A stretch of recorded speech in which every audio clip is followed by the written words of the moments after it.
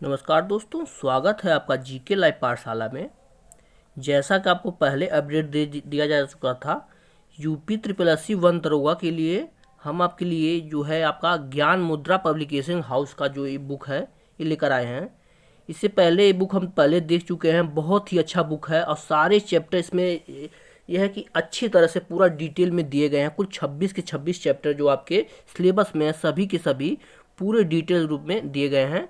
तो इसके लिए हम शुरू करेंगे आपके राष्ट्रीय वन नीति से इसकी शुरुआत करेंगे। बाकी आपको जैसा इस रिस्पांस वीडियो पर रहेगा, आप लोग अधिक लोग लाइक करेंगे तो पूरा का पूरा बुक यहाँ से कवर किया जाएगा। और इसका चैप्टर वाइज जो है आपका पीडीएफ भी आपके जो है टेलीग्राम चैनल पर हमारे मिल जाएगा, तो वहाँ से आप इसका पीडीएफ भी डाउनलोड कर सकते हैं। तो शुरुआत करेंगे नेशनल फॉरेस्ट पॉलिसी से।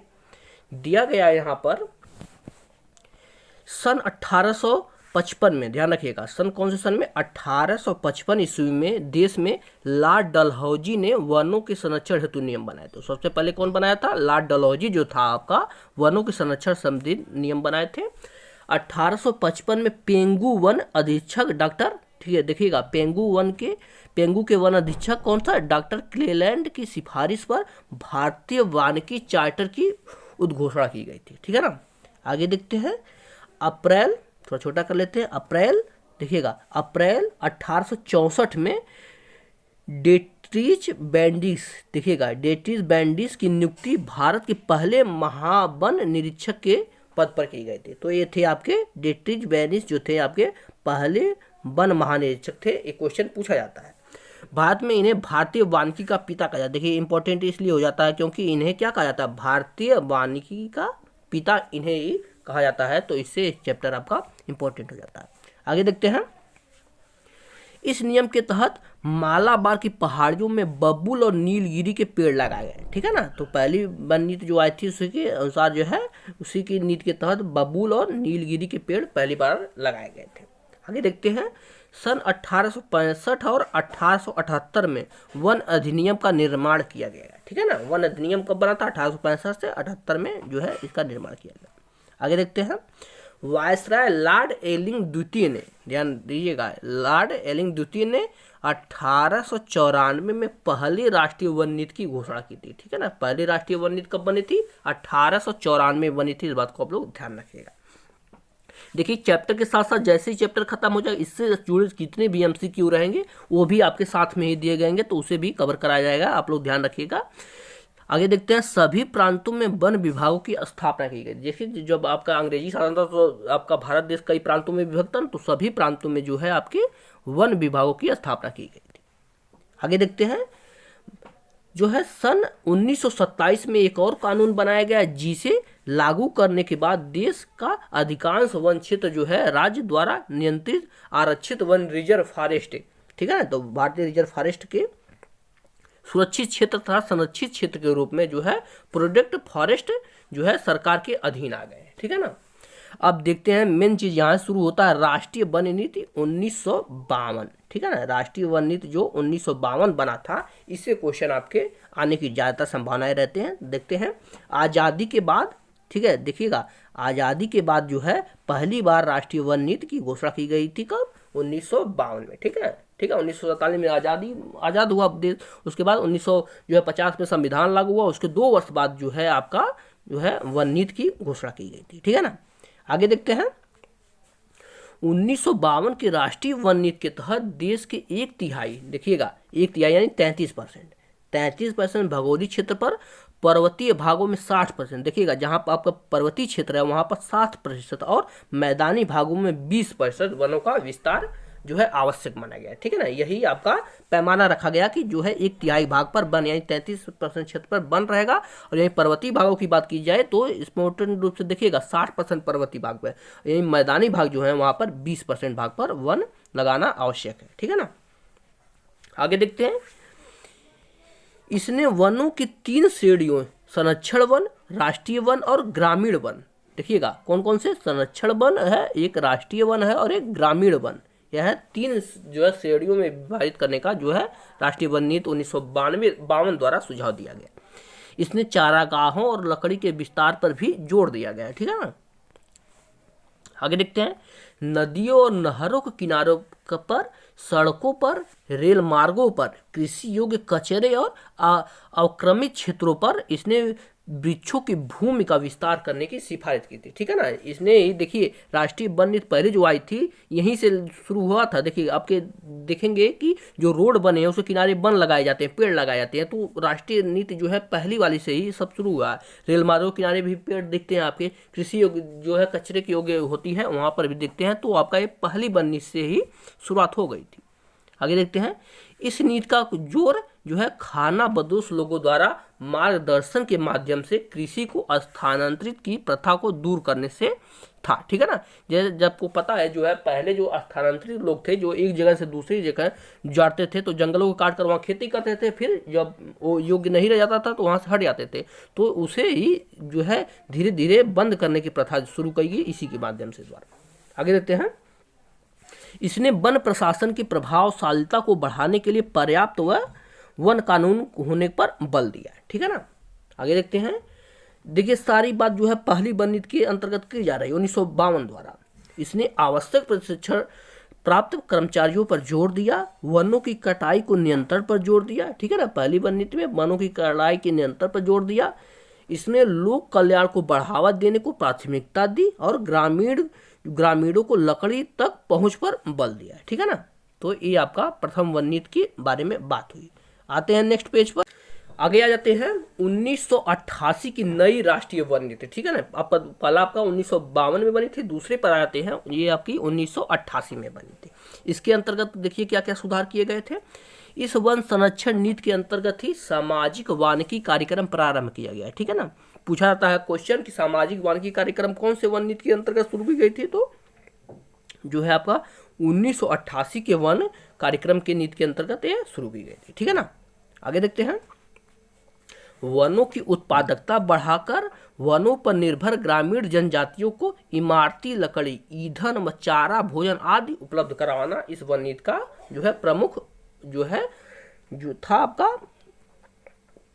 आगे देखते हैं, देश की प्राकृतिक धरोहर, जैव विविधता तथा आनुवांशिक पूल का है जो है संरक्षण करना इसका नीति का आपका जो है प्रमुख उद्देश्य था। आगे देखते हैं, देश के संपूर्ण भौगोलिक क्षेत्र के 1/3 पर बना जो है वनारोपण करना है। देखो पहली नीति में भी यही बात की गई थी, 1/3 बार यानी 33% क्षेत्र पर जो है आपका वन लगाए जाएंगे।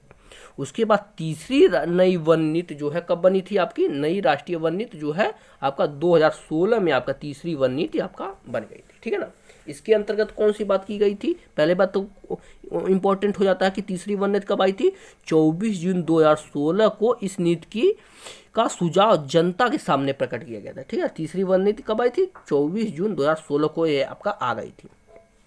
इस नीति के तहत 1/3 वन, इस बात पर ध्यान देखिए 1/3 बार बार आ रहा है, क्षेत्र का लक्ष्य यथावत रखते हुए, यानी पूर्ववर्ती जो है नीतियों में जो कही गई थी 1/3 बात पर, पर्वतीय क्षेत्रों में जो है 2/3 वन। ठीक है ना, बाकी जो 1/3 पर जो दिया गया था वो तो है ही है, लेकिन जो पर्वतीय क्षेत्र है वहाँ पर 2/3 वन की बाध्यता की जो थी पहली थी जो थी आपकी उसे समाप्त कर दी गई थी। ये था ना कि जो है 1/3 पर रहेगा वन, लेकिन जो पहाड़ों पर था वहाँ पर 2/3 था, लेकिन उसकी बाध्यता को इसने समाप्त कर दी थी। आगे देखते हैं, नागरिकों पर हरित कर का आरोपण किया गया है। ठीक है ना, आगे देखते हैं, इको टूरिज्म को विकसित किया गया। ठीक है ना, इको टूरिज्म को विकसित किया गया यानी जो है आपका जो टूरिस्ट जो आते हैं जो है आपके हरे भरे वन जो देखते हैं इसको जो है इस पर बल दिया गया इसको दिखाने पर। आगे देखते हैं, वन को होने वाले नुकसान को कम करने के लिए तकनीक का जो है प्रयोग किया गया है। ठीक है ना, तकनीक का प्रयोग इसमें। आगे देखते हैं, वुड इज गुड, ध्यान रखिएगा, वुड इज गुड नीति अपनाई गई। तो क्वेश्चन पूछा जाएगा कि वुड इज गुड नीति कौन से वन जो है अधिनियम के अंतर्गत आई थी वन नीति के, तो आप बताएंगे 2016 के वन नीति के अंतर्गत आ गई थी। आगे देखते हैं, राष्ट्रीय एवं राज्य स्तर पर बोर्डों द्वारा वन संबंधी प्रबंधन इसका जो है प्रमुख उद्देश्य था। अगली वन नीति कब आई थी, अगली वन नीति जो है आपका 2016 में 18 में आई थी। ठीक है ना, राष्ट्रीय वन नीति अगली जो है आपकी कब बनी थी, 2018 में बनी थी। इसके अंतर्गत कौन कौन सी बात की गई इसे देखते हैं। वह यह वन नीति राष्ट्रीय वन नीति 1988 की जगह ली। ठीक है ना, जो 88 में बनी थी दूसरी वाली उसकी जगह इसने ली थी। आगे देखते हैं क्या कहा गया। पारिस्थितिकी सुरक्षा के राष्ट्रीय लक्ष्य को प्राप्त करने के लिए देश के कुल भू क्षेत्र के कम से कम 1/3 भाग पर वन और वृक्ष का जो है अनाच्छेद की आवश्यकता की गई। यही हर में की गई थी कि 1/3 क्षेत्र पर वन रहेगा, यही हर बात में की गई। आगे देखते हैं। कार्बन स्थिरीकरण और जैव विविधता में वनों का योगदान अति महत्वपूर्ण है। ठीक है ना, इसमें क्या कहा गया, कार्बन स्थिरीकरण और जैव विविधता में वनों का योगदान अति महत्वपूर्ण है, इस नीति के अंतर्गत कहा गया था। इसके संरक्षण हेतु नीति निर्माण की महत्व को दर्शाता है। ठीक है ना, यहाँ से आपका क्लियर हो जाता है। आगे देखते हैं। भारतीय वन स्थिति रिपोर्ट 2021 की बात कर लेते हैं। ठीक है ना, 2021 की यहाँ पर बात करते हैं। दिया गया आपका भारत की 17वीं वन स्थिति रिपोर्ट ISFR 2021 13 जनवरी 2022 को जारी किया गया। ठीक है ना, 13 जनवरी जो है 2022 को यह आपका जारी कर दिया गया था। ठीक है ना, इसके अंतर्गत क्या क्या कहा गया। भारत कुल वन और वृक्ष आच्छादित क्षेत्र कितने किलोमीटर है आपका, इकाई दहाई सैकड़ा हजार दस लाख 8,09,537 वर्ग किलोमीटर पर जो है वन आच्छादित क्षेत्र है। ठीक है, ध्यान रखिएगा, ये आंकड़ा बहुत ही इंपॉर्टेंट है, ये आपका पूछा जाएगा। तो कितने पर है, 8,09,537 वर्ग किलोमीटर पर वन है। यह कुल क्षेत्रफल का कितना परसेंट है, कितना 21.71% है। ठीक है ना, और कितना होना चाहिए, 33% पर होना चाहिए, लेकिन कितना है आपका 21.71% है। ये दोनों डेटा जो है बहुत ही इंपॉर्टेंट है आपके परीक्षा की दृष्टि से, आप लोग विशेष ध्यान रखिएगा। आगे देखते हैं। भारत वन स्थिति रिपोर्ट 2021 के अनुसार भारत में कुल वृक्षावरण क्षेत्र कितना है आपका 95,700 जो है 48 वर्ग किलोमीटर। देखिए, विच्छादित क्षेत्र यानी पेड़ जो लगाए गए हैं, वन तो होता है जो उगते हैं, लेकिन जो अपने से पेड़ लगाए गए हैं उसका कितना है 95,748 वर्ग किलोमीटर जो है आपका वन लगाए गए हैं। आते हैं अगले पेज पर, देखते हैं क्या दिया। देखते हैं जो है इस रिपोर्ट के अनुसार वनावरण और वृक्षावरण का कुल क्षेत्रफल जो है, देखिए दोनों को अगर मिला दिया जाए तो कितना हो जाता है 24.62% हो जाता है। ठीक है ना, अगर दोनों को मिला दिया जाता है तो कितना हो जाता है 24.62%, और जिसमें 21% भाग पर वनावरण है। ठीक है ना, जिसे क्वेश्चन अलग अलग पूछा जाता है, कितना पर वनावरण है तो 21.7 है, और वृक्षावरण की बात की जाए तो 2.91% पर जो है वृक्षावरण है, और दोनों को मिला दिया जाए तो आपका 24.62% हो जाता है दोनों। ठीक है ना, इंडियन जो है ISFR 2021 के अनुसार क्षेत्रफल के दृश्य में सर्वाधिक वनावरण वाले 5 राज्य दो है दिए गए हैं क्रम से। देखिए, अभी क्वेश्चन में क्रम से लगाने को आ सकता है, तो देख लीजिए यहाँ पर जो है 5 राज्य दिए गए हैं। नंबर 1 पे आपका जो है मध्य प्रदेश आ जाता है, मध्य प्रदेश नंबर 1 पे आ जाता है। दूसरे नंबर पर अरुणाचल प्रदेश है, तीसरे नंबर पर आपका छत्तीसगढ़ है, चौथे नंबर पे उड़ीसा है, और 5वें नंबर पे आपका महाराष्ट्र है। ये 5 जो है राज्य वनावरण में आपके सबसे ऊपर क्रम में है। क्रम से आप लोग देख लीजिएगा, क्रम लगाने को पेपर में पूछा जाता है। आगे देखते हैं। भारत के राज्यों में सर्वाधिक वनावरण अगर प्रतिशत की बात की जाए, ठीक है ना, वहाँ पर तो सीधे सीधे दिया गया, लेकिन अगर प्रतिशत की बात किया जाए वनावरण में तो नंबर 1 पर यहीं आपका मिजोरम आ जाता है। देखिए, आपका ये दरोगा का पेपर है तो इसमें परसेंटेज पूछ लिया जाता है, तो मिजोरम में आपका देखिए एक एक आंकड़ा आप लोग रट के रखिएगा और आप लोग नोट करते रहिए। मिजोरम में यही परसेंट आपका 84.53% है। अरुणाचल प्रदेश दूसरे नंबर पर है आपका 79.33% है। यही मेघालय की बात की जाए तीसरे स्थान पर है, तो यहाँ पर सीधे 76% है। मणिपुर की बात की जाए चौथे नंबर पे आता है, यहाँ पर आपका 74.34% है वन है, और 5वें नंबर पे आपका नागालैंड आ जाता है, जो है आपका 73.9% आपका नागालैंड में आपका वन है। ठीक है ना, तो आपके परसेंटेज में अगर बात की जाए तो 5 राज्य आपके यहाँ से आ जाते हैं, मिजोरम, अरुणाचल प्रदेश, मेघालय, मणिपुर और नागालैंड। ये आपके 5 राज्य जो आ जाते हैं परसेंटेज में। आगे देखते हैं 2019 की तुलना में, ठीक है, 2019 की रिपोर्ट की तुलना में 2021 में देश के वनावरण में कितने % की वृद्धि हुई है। ठीक है ना, देखिएगा यहीं 1540 वर्ग किलोमीटर की जो है वनावरण में वृद्धि हुई है। ठीक है ना, देखिएगा इतना वृद्धि किस में हुई है, वनावरण में इतना वृद्धि हुई है, कितना 0.22% की। यही वृक्षावरण की बात की जाए तो 721 वर्ग किलोमीटर की वृक्षावरण में वृद्धि हुई है, और ये होता है 0.76% की वृद्धि हो जाती है। इसका मतलब ये है कि आपके लोग वृक्ष लगा रहे हैं, ठीक है ना, क्योंकि वृक्षावरण में वृद्धि यही वनावरण की तुलना में ज़्यादा हुई है, ठीक है ना। देखिए 0.2 यही सब आंकड़ा आपके दरोगा में पूछा जाएगा, निश्चित रूप से यही सब पूछा जाएगा, यहाँ से क्वेश्चन निश्चित रूप से बनेंगे।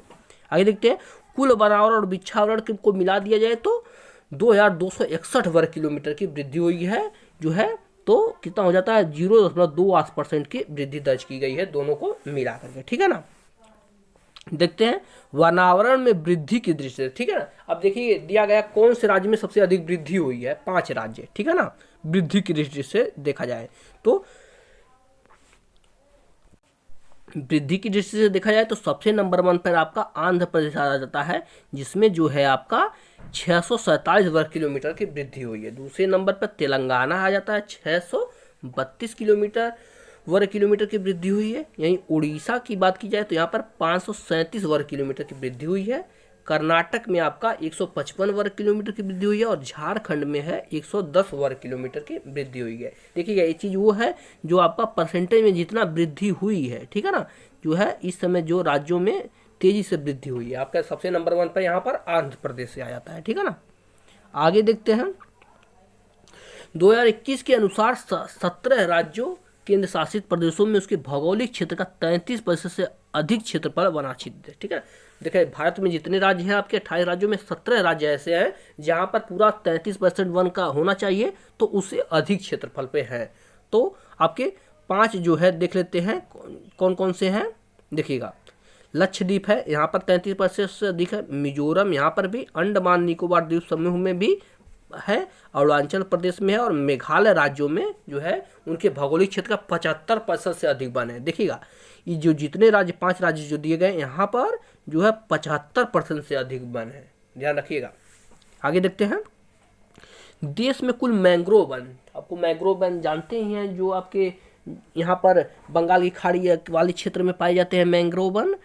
तो यहाँ पर जो है मैंग्रोव वन जो है 4,492 किलोमीटर, ये भी डेटा बहुत ही इंपॉर्टेंट है, 4,992 वर्ग किलोमीटर पे, यानी 0.15% पे, ठीक है ना, 0.15% पर भारत के कुल मैंग्रोव वन है, ठीक है ना। ये भी इंपॉर्टेंट है एग्जाम के दृष्टि से।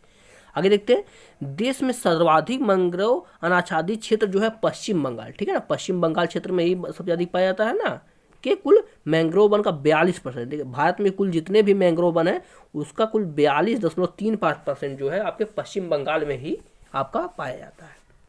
आगे देखते हैं यही 2019 के से 2021 की तुलना में मैंग्रोव वन के अरावल क्षेत्र में जो है 0.34% की वृद्धि हुई है, ठीक है ना। 2 सालों में कितना है 17 वर्ग किलोमीटर, यानी अगर परसेंटेज में देखा जाए तो 0.34% की वृद्धि दर्ज की गई है, ठीक है ना। अगले पेज पर आते अब हम आगे पढ़ेंगे आपके सामाजिक वानिकी के बारे में, ठीक है ना। ये भी पेपर में बहुत इंपॉर्टेंट टॉपिक हो जाता है।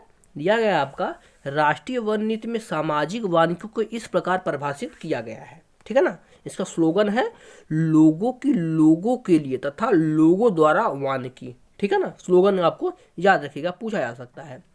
नेक्स्ट है आपका यह कार्यक्रम कनाडा तथा स्वीडन के तकनीकी सहयोग से संचालित हो रहा है तथा इसे वित्तीय मदद विश्व बैंक से प्राप्त हो रही है, ठीक है। सामाजिक वानिकी कार्यक्रम किसके द्वारा, कौन से 2 देश की सहायता से चलाया जा रहा है, एक तो कनाडा हो गया, दूसरा स्वीडन हो गया। और यहाँ पर फंड किसके द्वारा दिया जाता है, विश्व बैंक द्वारा यहाँ पर फंड भी दिया जाता है। आगे देखते हैं उद्योगों के लिए कच्चा माल देना, वन क्षेत्रों का विकास करना, वनारोपण द्वारा ग्रामीण में रोजगार का अवसर देना सामाजिक वानिकी का लक्ष्य है, ठीक है ना। सामाजिक वानिकी का क्या क्या लक्ष्य है, जो है कच्चा माल प्रदान करना, ठीक है, रोजगार का अवसर प्रदान करना जो ग्रामीण क्षेत्रों में रहते हैं, सब उसका लक्ष्य है। सामाजिक वानिकी के 3 प्रमुख घटक कौन कौन से हैं, ये भी क्वेश्चन पूछा जा सकता है। तो 3 घटक में आपके शहरी वानिकी आ जाता है, दूसरा सामुदायिक वानिकी एवं तीसरा आपका कृषि वानिकी आ जाता है। ये तीनों इसके जो है घटक आते हैं। अब शहरी वानिकी के बारे में पढ़ लेते हैं। दिया गया है इसमें पार्क, देखिए शहरी वानिकी में क्या क्या आते हैं, इसमें पार्क आ जाता है, सड़कों और औद्योगिक तथा व्यापारिक स्थलों आदि जगहों पर वृक्षारोपण आ जाता है, ठीक है ना। तो शहर में आप लोग इसी जगह पर देखते हैं ना, औद्योगिक पार्क जो दिए गए हैं, औद्योगिक जो धंधे लगाए उसी अगल बगल जो पेड़ लगाए जाते हैं, यही इसका प्रमुख लक्ष्य है, ठीक है ना। ये सामुदायिक वानिकी की बात की जाए तो इसके अंतर्गत सामुदायिक वृक्ष लगाए जाते हैं, ठीक है ना। इसका लक्ष्य यह है कि भूमिहीन लोगों को भी वानिकीकरण से जोड़कर उन्हें भूस्वामियों की तरह फायदा प्रदान करना है, ठीक है ना। ये आपका सामुदायिक वानिकी का प्रमुख लक्ष्य है, ठीक है। ये कृषि वानिकी की बात की जाए तो इसके अंतर्गत कृषि वानिकी के अंतर्गत क्या कहते हैं, इसमें जो है खेती के साथ साथ चलती है, ठीक है ना। वानिकी जो है खेती के साथ साथ चलती है, वानिकी द्वारा वाणिज्यिक व घरेलू आवश्यकताओं को पूरा किया जाता है, ठीक है ना। कृषि वानिकी का जो है प्रमुख लक्ष्य। आगे देखते हैं वनों से संबंधित संगठन। देखिए वनों से संबंधित कौन कौन से संगठन बनाए गए हैं, ये भी आपका इंपॉर्टेंट चैप्टर है, ठीक है ना। सरकार ने वन नीति के अंतर्गत वन विकास हेतु निम्नलिखित कार्य किए हैं, ठीक है ना। कौन कौन से कार्य किए हैं देखते हैं इसमें। पहला है आपका पर्यावरण एवं वन मंत्रालय बनाया है, ठीक है ना। पर्यावरण एवं वन मंत्रालय सरकार ने बनाया है। कब बनाया था, इसका गठन 17 सितंबर, देखिएगा इसका गठन कब हुआ था, 17 सितंबर 1985 को तत्कालीन प्रधानमंत्री राजीव गांधी ने के विशेष प्रयास से द्वारा किया गया था, ठीक है। वन एवं पर्यावरण मंत्रालय किसके कौन से प्रधानमंत्री के कार्यकाल में बना था, राजीव गांधी के कार्यकाल में बना था 1985 में, आपका फैक्ट है, याद रखिएगा। आगे देखते हैं यह मंत्रालय पर्यावरण संरक्षण, प्रदूषण नियंत्रण एवं वन क्षेत्र का विकास करता है, ठीक है ना। ये भी इंपॉर्टेंट है। आगे देखते हैं दूसरा क्या है, भारतीय वनस्पति सर्वेक्षण, ठीक है ना। कौन सा है आपका, भारतीय वनस्पति सर्वेक्षण है। इसका गठन कब हुआ था, वर्ष 1890 में किया गया था, ठीक है ना। भारतीय वनस्पति सर्वेक्षण का गठन कब किया गया था, सन 1890 में किया गया था। अब पुनः इसका पुनर्निर्माण 1954 में, ठीक है, इसका पुनर्निर्माण किया गया था। और इसका मुख्यालय देखिएगा इंपॉर्टेंट है, भारतीय वनस्पति सर्वेक्षण का मुख्यालय आपका कोलकाता में है। ये आपका फैक्ट वाला क्वेश्चन यहाँ से आ जाता है। आगे देखते हैं यह पादप संसाधनों पर वर्गीकी और वनस्पति अध्ययन करने वाला देश का शीर्ष संगठन है, ठीक है ना। आगे देखते हैं यह सर्वेक्षण पर्यावरण एवं वन मंत्रालय के अधीन कार्य करता है, ठीक है ना। आगे देखते हैं भारतीय वनस्पति सर्वेक्षण प्रयोगशाला, ठीक है ना। क्या है आपका, भारतीय वनस्पति सर्वेक्षण प्रयोगशाला। इसकी स्थापना जो है दिसंबर 1957 में लखनऊ में की गई थी। ध्यान रखिएगा, भारतीय वनस्पति सर्वेक्षण प्रयोगशाला कहाँ पर है, लखनऊ में, ठीक है ना। आगे देखते हैं इसके 4 क्षेत्र हैं, भारतीय वनस्पति सर्वेक्षण के 4 क्षेत्र हैं। पहला आपका पूर्वी क्षेत्र, ठीक है ना। इसकी स्थापना जो है 1 अप्रैल 1956 में की गई थी। इसका मुख्यालय जो है शिलांग में है। पूर्वी क्षेत्र का मुख्यालय शिलांग में है। यह पश्चिमी क्षेत्र की अगर बात की जाए तो इसकी स्थापना 12 दिसंबर 1955 में हुई थी और इसका मुख्यालय जो है आपका पुणे में है, पश्चिमी क्षेत्र का मुख्यालय, ठीक है। आते हैं अगले पेज पर, देखते हैं हम उत्तरी क्षेत्र की बात करते हैं तो इसकी स्थापना आपका उत्तरी क्षेत्र की स्थापना 1 अगस्त 1956 में हुई थी और इसका मुख्यालय देहरादून में है, उत्तरी क्षेत्र का, ठीक है, ध्यान रखिएगा। ये दक्षिणी क्षेत्र की बात की जाए तो इसकी स्थापना आपका 10 अक्टूबर 1955 को हुई थी और इसका मुख्यालय आपका कोयटम्बूर में है, ठीक है ना, इसे ध्यान रखिएगा। अब देखते हैं भारतीय वन सर्वेक्षण के बारे में देख लेते हैं, ठीक है ना। भारतीय वन सर्वेक्षण के बारे में यहाँ से देखते हैं। इसका गठन जो है जुलाई 1981 में हुआ था, ठीक है ना। इसका मुख्यालय देहरादून में है, ठीक है ना। भारतीय वन सर्वेक्षण का जो है स्थापना कब हुई थी, 1 जुलाई 1981 को हुई थी और इसका मुख्यालय आपका देहरादून में है। आगे देखते हैं इसके क्षेत्रीय कार्यालय की अगर बात की जाए तो कहाँ कहाँ है आपका, शिमला में इसका क्षेत्रीय कार्यालय, बेंगलुरु में है, नागपुर में और कोलकाता में, ये सब इसके क्षेत्रीय कार्यालय है, ठीक है ना। यह पर्यावरण एवं वन मंत्रालय के अधीन काम करता है, ठीक है ना। भारतीय वन सर्वेक्षण किसके अंतर्गत काम करता है, पर्यावरण एवं वन मंत्रालय के अंतर्गत काम करता है। और इसके 4 क्षेत्रीय कार्यालय हैं, आपको पता है, आपका शिमला हो गया, बेंगलुरु, नागपुर और कोलकाता, ठीक है ना। पूर्वी क्षेत्र कार्यालय जो है कोलकाता है, ठीक है ना। पूर्वी की बात की जाए तो कोलकाता है। मध्य क्षेत्र की बात की जाए तो आपका नागपुर है, मध्य क्षेत्र, ध्यान रखिएगा, मध्य क्षेत्र नागपुर है। यहीं आपका उत्तरी क्षेत्र की बात की जाए तो शिमला है और दक्षिणी क्षेत्र की बात की जाए तो आपका दक्षिणी क्षेत्र आपका बेंगलुरु है। अब देखते हैं आगे क्या दिया गया, भारत वन स्थिति रिपोर्ट, ठीक है ना। भारत वन स्थिति रिपोर्ट के बारे में जान लेते हैं। यह रिपोर्ट रिमोट सेंसिंग आधारित उपग्रह चित्रण के माध्यम से तैयार किया जाता है, ठीक है ना। भारतीय वन को आपको फीता लेकर नापेंगे नहीं ना, तो इसका जो है नापने के लिए क्या इसका उपयोग किया जाता है, जो है आपका उपग्रह के द्वारा इसे मापा जाता है, तो उसी से पता चलता है कितना बड़ा है कितना घटा है। इसका गठन कब हुआ था। अब आगे देखते हैं भारतीय प्राणी सर्वेक्षण के बारे में बात कर लेते हैं। भारतीय प्राणी सर्वेक्षण, इसका गठन जो है जुलाई 1916 में हुआ था, किया गया था। इसका मुख्यालय आपका कोलकाता में है, ठीक है ना। भारतीय प्राणी सर्वेक्षण का मुख्यालय कहाँ पर है? कोलकाता में है। यह पशु विविधता के सर्वेक्षण संबंधी कार्य करता है। इसके 16 क्षेत्रीय केंद्र हैं, ठीक है ना। इससे कितने केंद्र हैं? 16 जो है क्षेत्रीय केंद्र हैं।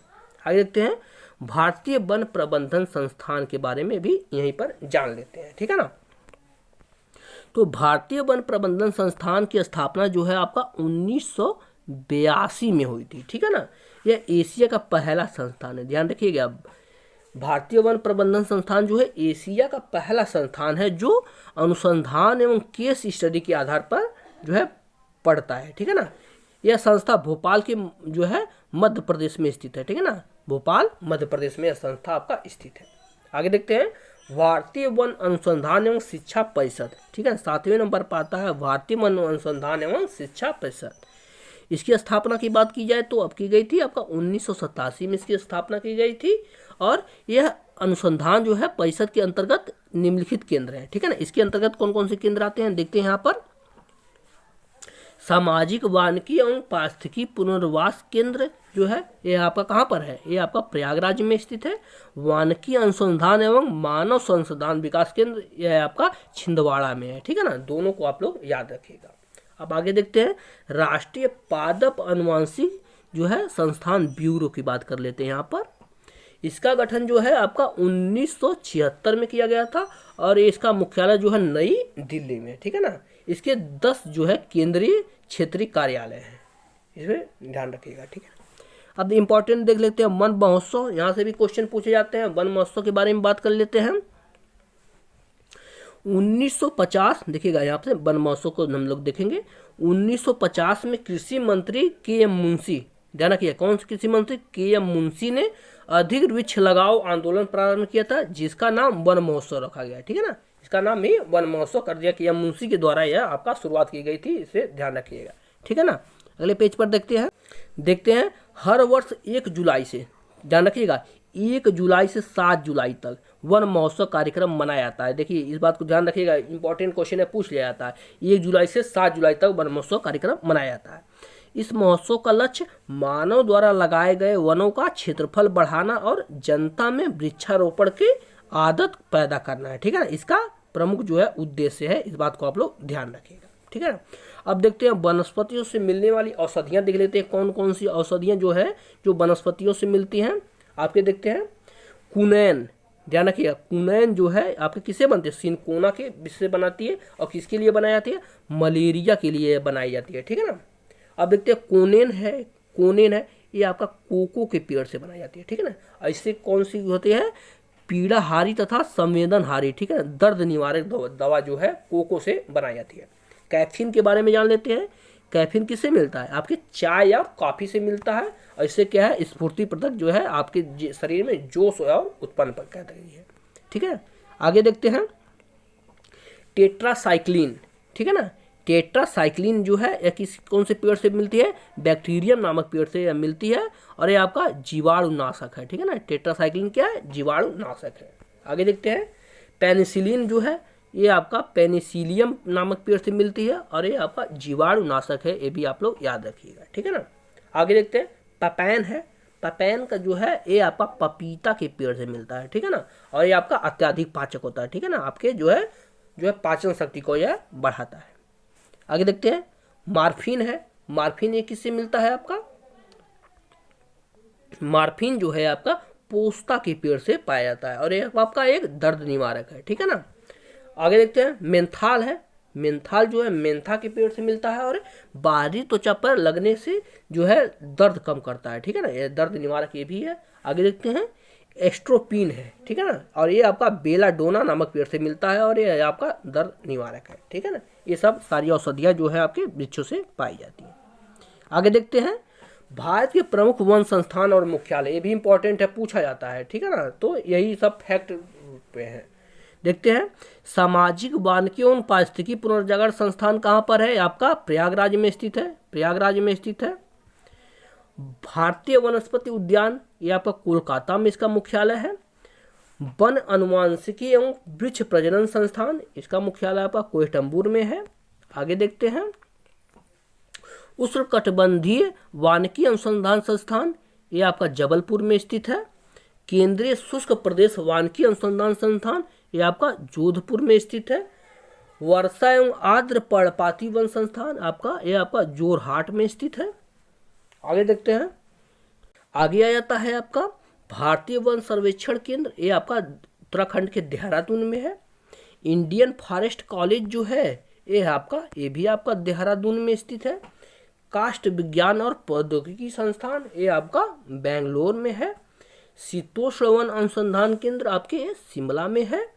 राष्ट्रीय प्रवाल भित्ति अनुसंधान के संस्थान जो है आपका, ये आपका पोर्ट ब्लेयर में है, ठीक है ना। यहाँ से आपका ये पहला चैप्टर यहाँ से आपका समाप्त हो जाता है। अब इस पे जो एमसीक्यू बनते हैं, देखिएगा इस पे जो एमसीक्यू बनते हैं उसे हम लोग देखेंगे, ठीक है ना, इसे हम लोग कवर करेंगे। पहला क्वेश्चन है आपका, राष्ट्रीय वन नीति 1952 के अनुसार निम्नलिखित में से कौन सा वन का संवर्ग नहीं है? तो इसका सही जवाब बनता है आपका ऑप्शन नंबर बी, राष्ट्रीय उद्यान की बात इसमें नहीं की गई थी, ठीक है ना। दूसरा क्वेश्चन देखते हैं, सामाजिक वानिकी में प्रयुक्त बहुउद्देशीय वृक्ष का एक उदाहरण है? तो इसका सही जवाब बनता है आपका ऑप्शन नंबर डी, जो है खेजरी है, ठीक है ना। ऑप्शन नंबर डी हो जाएगा खेजरी। आते हैं अगले पेज का क्वेश्चन दिया गया है, राष्ट्रीय वन नीति के मुख्य उद्देश्य क्या थे? नीचे दिए गए कूट से आप अपना उत्तर चुने। तो इसका देखिए ऑप्शन यहाँ पर दिया गया, कूट दे दिया गया था, ऑप्शन यहाँ पर दिया गया, तो देख लेंगे आपका सही जवाब हो जाएगा आपका ऑप्शन नंबर डी, दूसरा और तीसरा जो है आपका सही है। अगला क्वेश्चन देखते हैं, भारत के कुल क्षेत्रफल में वनों का क्षेत्रफल कितना है? तो सही जवाब हो जाएगा आपका ऑप्शन नंबर ए, 24.62% जो है आपका कुल क्षेत्रफल में वनों का क्षेत्रफल है। अगला क्वेश्चन देखते हैं, निम्नलिखित में से किस राज्य का अधिकतम जो है वन क्षेत्र प्रतिशत है? तो प्रतिशत की बात की जाए तो आपको पता है, बताया गया है पचवा का ऑप्शन नंबर यहाँ से सी हो जाएगा, मिजोरम है, ठीक है ना।